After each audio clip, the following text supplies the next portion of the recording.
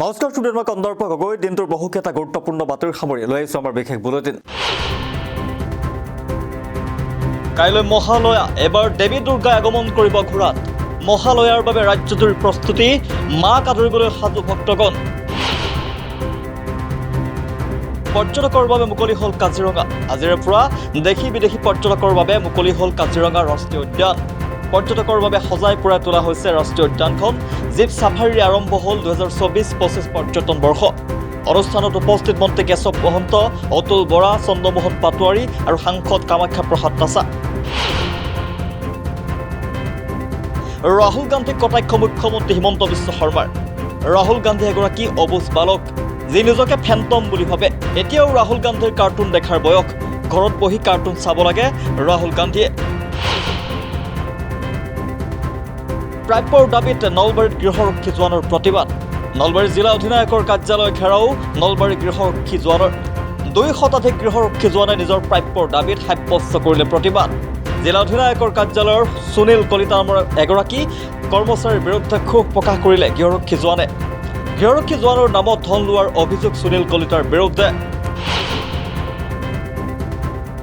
প্ৰিয়াংক খৰ্গেৰ বিৰুদ্ধে জাগিৰোডত বিজেপিৰ প্ৰতিবাদ। বিশাল প্ৰতিবাদী সমদলৰ সৈতে অংশগ্ৰহণ কৰিলে মন্ত্ৰী পীযুষ হাজৰিকা আৰু বিধায়ক ৰমাকান্ত দেউৰীয়ে।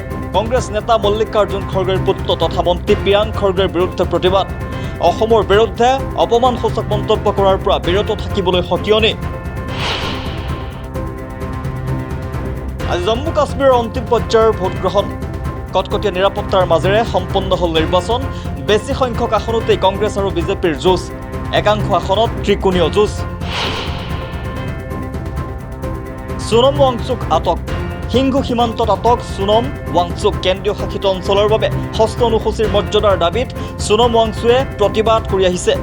প্ৰতিবাদৰ অংশ হিচাপে বিশিষ্ট পৰিৱেশ কৰ্মীগৰাকী একাংশ সমৰ্থকৰ সৈতে দিল্লী যাত্ৰাৰ আয়োজন কৰিছিল। প্ৰতিবাদৰ মাজতেই আৰক্ষীয়ে সোনম ৱাংচুক আৰু তেওঁৰ সমৰ্থকসকলক আটক কৰে।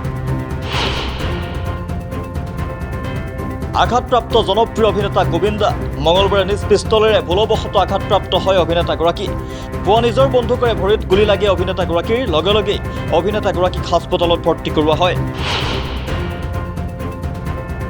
বিৰাট কোহলীৰ অভিলেখ। তেণ্ডুলকাৰক অতিক্ৰম কৰি 27,000 ৰান সম্পূৰ্ণ কৰিলে বিৰাটে। কানপুৰ টেষ্টৰ চতুৰ্থ দিনা ইতিহাস ৰচিলে বিৰাটে। বাংলাদেশৰ বিৰুদ্ধে খেলা খেলত 35 ৰান সংগ্ৰহ কৰাৰ লগে লগেই ভংগ কৰিলে তেণ্ডুলকাৰৰ অভিলেখ। ৰাফেল বিমানৰ চূড়ান্ত মূল্যৰ প্ৰস্তাৱ দাখিল ফ্ৰান্সৰ। ফ্ৰান্সে ভাৰতলৈ 26খন ৰাফেল মেৰিন জেটৰ চূড়ান্ত মূল্যৰ প্ৰস্তাৱ দাখিল কৰিছে। এই চুক্তি অধিক শক্তিশালী কৰি তুলিছে ভাৰতক। ভাৰতীয় নিৰাপত্তা উপদেষ্টা অজিত ডোভালৰ ফ্ৰান্স ভ্ৰমণৰ সময়তেই ৰাফেল সম্বন্ধীয় নথি দাখিল।